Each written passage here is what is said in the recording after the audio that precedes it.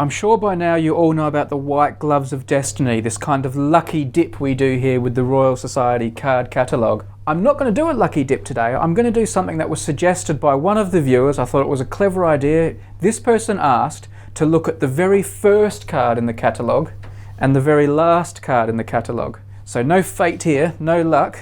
We're going to go straight to A. The first card, it's double A, H. Vander Aa.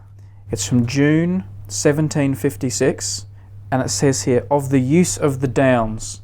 Here's a call slip, Keith. And we know what to do.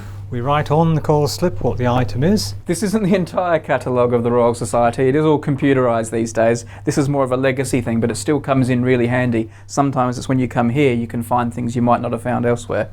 Z. This is going to be a hard one to get to. They are two very difficult names. St. Petersburg, June 1783. Now, to give you the full library experience, rather than doing what we normally do and sneaking down to the basement with Keith, I'm going to do what a normal researcher would do. I'm going to sit up here in the lovely air-conditioned reading room here at the library and wait for Keith to retrieve them for me. Okay.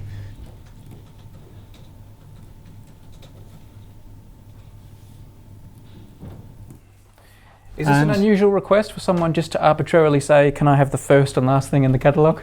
It's the first time it's happened, yeah. So usually people come and want to study particular things. Yep. Now just a reminder, anyone watching, if you've got an interest in a subject, you're a researcher or you just have a passion, you too can come to the Royal Society and ask the staff here to go and retrieve things for you, and usually they'll do it.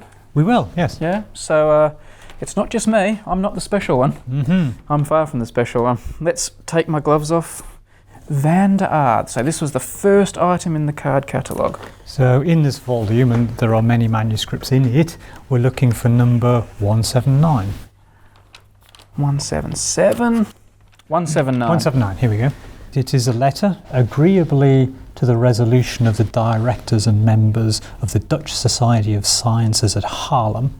I have the honour to acquaint your lordship that the question proposed in 1755, in what manner one may make use of the four downs and those within to more advantage than it's done at present, not having been answered to satisfaction, since the authors who wrote upon it had more in view the mending and preserving of the sea downs. So the Dutch scientists have got these downs, they're thinking, how can we use them better? And then they've said, well, those guys at the Royal Society in London, they're some pretty smart guys there. Yeah. We'll send them a letter as well. That's right. It does say sea downs, so I'm wondering if this is, because it's Holland particularly, if this is reclaimed land that they're talking about.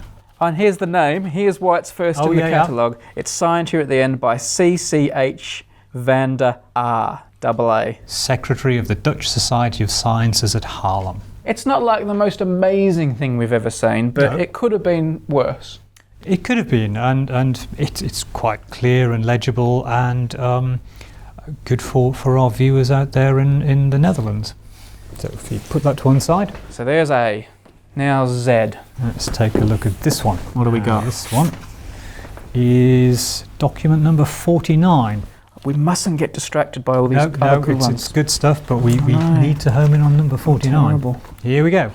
Oh, wow. This looks potentially very interesting, folks, but it does look a bit long. Well, the letter is addressed to Dr. Solander. This is Daniel Solander, who's an associate of Sir Joseph Banks, whom you know very well, of course, from an Australian point of view. Yes, he's a bit of a hero.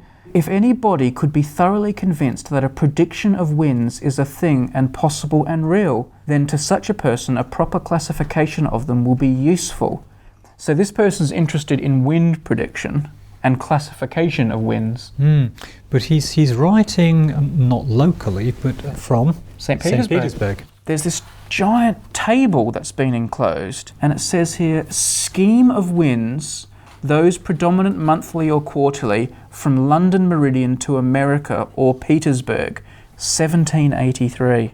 So it sounds like this is a big table that's been made from 1782 through 1783, 1784, showing what the normal wind directions will be. And the thinking is, if all the sailors have things like this, they'll have a good idea what they're going to run into on their voyages. And if also they collect data along the way, meteorological data, which the Royal Society was very, very keen on, they would be able to gradually build up a picture through the years of what the probabilities were for particular types of weather. Tell you what, that's a good one. Not bad. For one that was just chosen arbitrarily, really interesting. Good suggestion, person who suggested A to Z. Mm-hmm. We looked at A, I'd give that a 5 out of 10. This one, I'm going to 8. No, we have to find the one that's exactly in the middle.